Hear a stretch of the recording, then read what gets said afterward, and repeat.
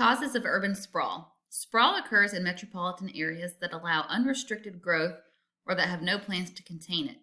Other factors include the widespread use of automobiles and the building of expressways. Autos and relatively cheap gasoline enable Americans to drive miles to and from their jobs. Despite clogged highways and long commutes, Americans prefer their cars to mass transit. Yet, despite the sprawl, expressways provide the means for continued reliance on the automobile. Yet, despite the sprawl, there are many reasons why Americans have moved to the suburbs. Some people want space or better schools and housing. Still, others want to try to recapture the sense of community they experienced while growing up. They want their children to know their neighbors and have a backyard in which to play. Only recently have urban planners started to design big city neighborhoods to give a sense of community, hoping to slow the flight to the suburbs. Urban sprawl has a negative impact on the quality of life in many ways. As suburbs grow, more commuter traffic strains the infrastructure.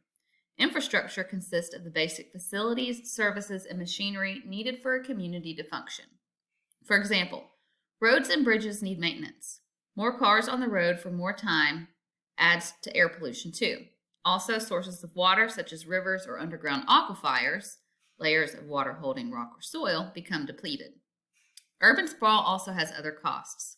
The cost of providing streets, utilities, and other public facilities to suburban communities is often at least 25% higher than for the high-density residences in a city.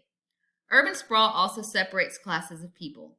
When those in upper-income brackets choose to live in outlying areas, lower-income residents often become isolated in inner-city areas.